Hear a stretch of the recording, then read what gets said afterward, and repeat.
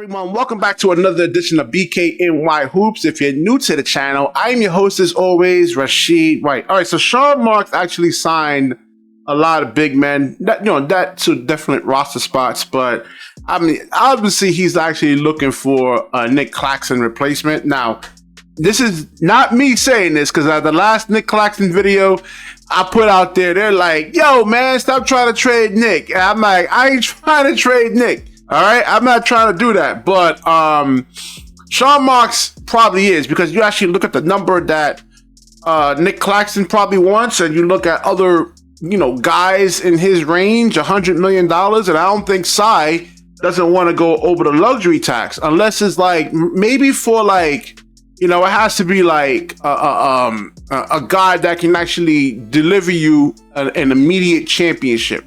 But right now, Cy is not actually willing to go into the luxury tax at all. And I think he did before, and it didn't really get him anywhere. So you have, guys like Harry Giles III, and this probably could be a replacement for Claxton. So let's get into some highlights of him. And first of all, let's just look at his weight and his position. We're gonna look at two highlights: the game against the game the other day that he actually played. But he's 6'11", 240 pounds, so that's actually a really, really good height and a really, really good weight right there. And wish he was kind of 250, so he can actually put some more resistance on like guys like Joel Embiid, Giannis, or something like that. But you see, when it comes, like, Ben Simmons is about this size over here, and Giannis can't really run over him like that. Or same thing like guys with like Jaylen Brown. So we're actually gonna look at some highlights of him. All right, so my camera on this battery's dying, so we're gonna just go faceless over here. So let's his career, he actually averaged let's see how many points per game over here. I'm gonna do a full thing over here. All right, so 5.9 points, 1.2 assists, 3-point shooting over here is, I think it's about 25% from three. But it all depends on who you're playing with. And I think with Ben Simmons, Spencer, like Mikal, if he's actually able to create make the rotation over there, he should be able to actually, get much more, high percentage looks without having to worry about like guys closing out on him. So yeah, I mean, he averaged let's see, this is the 20 and 18. Now he's injured. He had a couple of knee injuries over here. But let's get into the real good stuff over here. Let's get into this over here. This is the game that he actually played the other day. So let's look at it and see what he actually brings to the Brooklyn Nets. And is he a good replacement for Claxton? And I hope not. I really like Claxton. I'm just putting it out there. I really, really love Nic Claxton. Okay.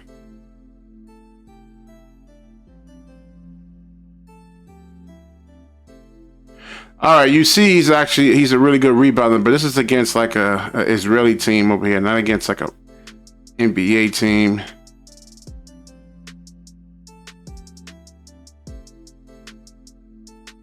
All right, so that's something. Nic Claxton can't actually hit a shot like that. All right, so he can't actually really hit a shot like that. I haven't seen him be able to do that. I don't know if that's really in his repertoire. I wish he can actually get some minutes right now, and let's see what he actually worked on over the summertime.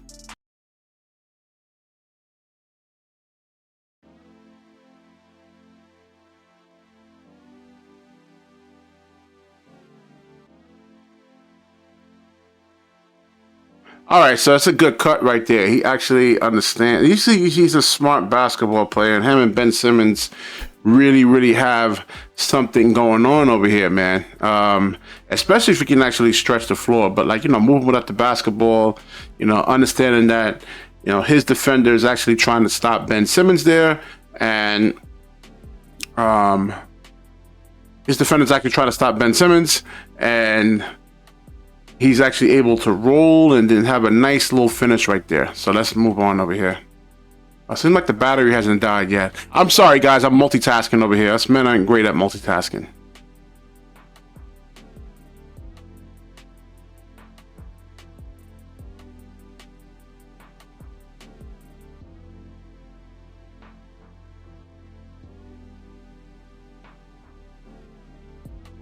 I mean, listen, he has really a high basketball IQ, man. I mean, I love how he moves without the basketball, and the attention is actually geared towards Ben Simmons, and he actually is reading the defender's body language, and he's able. And I like that little jump hook right there. I like that. I've seen this a couple of times when he was playing in this game here.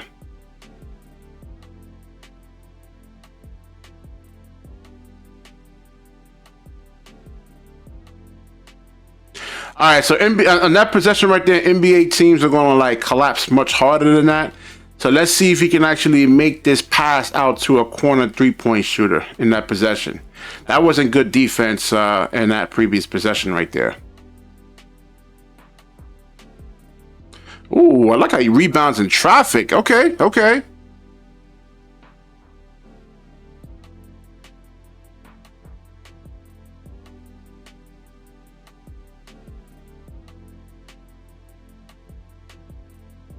This is so critical, man. If every big man can actually really get this floater, I mean, if he can get this on like a consistent basis right there, then I mean, I think he might just be winning the actual starting lineup job over. And you like the fact that he can actually really generate his own offense there.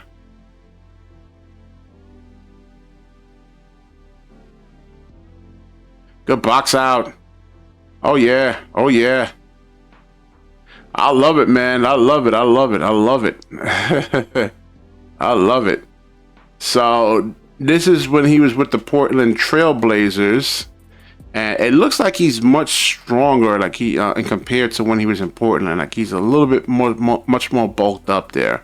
So let's get into this. Let's see when he was with Portland.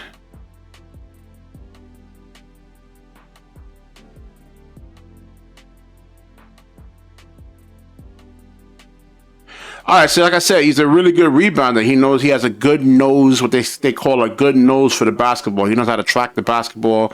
Like you can look at the ball and see, well, you can look at the defender and see how he's actually putting up the shot and then where the ball is actually going to be.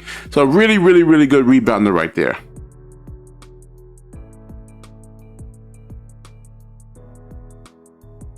That's a quick jump too, man. He gets up off his feet pretty fast. I'm telling you, man, he has a high basketball IQ. I love how he moves without the basketball, man. I really, really, really love this, man. Really, really good fundamentals right here. This is my first time really seeing him play.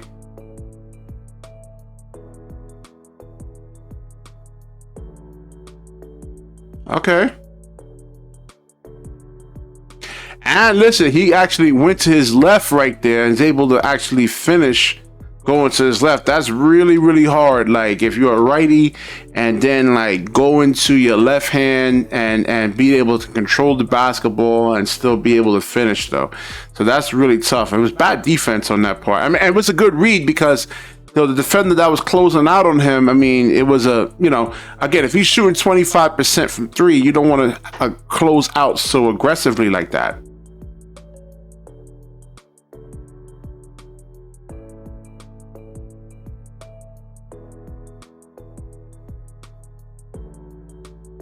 And one, that was a foul.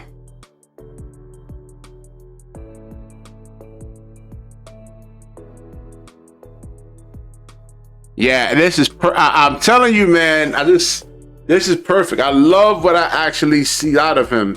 Yeah, because he actually plays under really good control. He has this seems like his handle's pretty decent, and maybe I have to see him play more, but let's see, because there's going to be players in the NBA that's going to try to like draw charges against him. So we'll see if he can actually really truly play under control or not.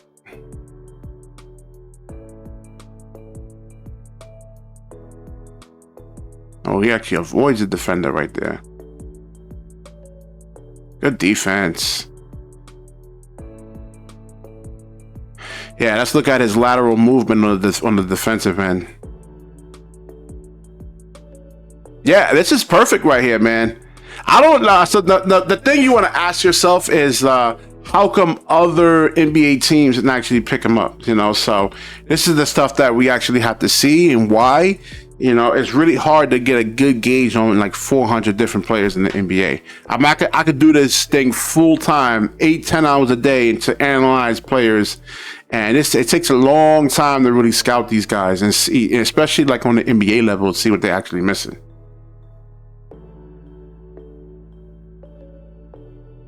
Ooh, okay, okay. So he gives you the rim protection that Claxton actually gives you.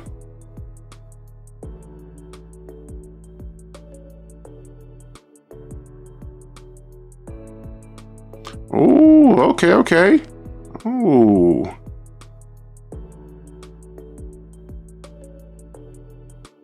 Knows how to play the passing lane. Okay. So like I said, Nic Claxton doesn't have this over here, man. Now, not with this type of control. I mean, we saw this last year. They were trying to give him the ball in the first couple of games, 3 games. It wasn't good. I mean, the defense would collapse in on him. He wouldn't pass it. He would turn the ball over. But it seems like Harry over here actually knows how to actually play under control here.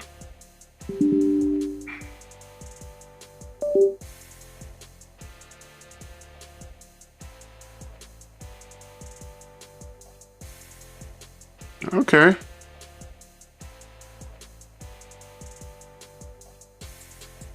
Well, at least it shows that he's actually a willing passer.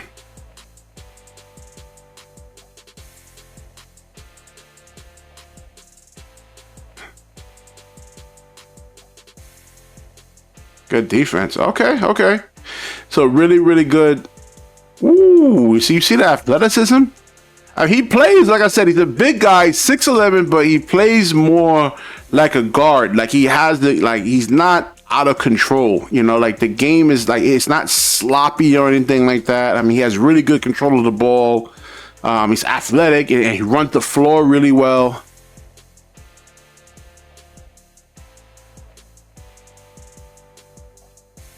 Ooh, little shimmy. Okay, I like that. I like that. Okay, so yeah, I actually like what I actually see over here, man. I like what I see. Let me know what you guys actually think in the comment section over there. Should he actually replace Nic Claxton? And this puts, I don't know, man. It's tough because Nic Claxton actually really has a special skill, man. He actually has a really, really, truly special skill. You know, it's hard, man. I mean, Sean Marks is making it really, really, really hard.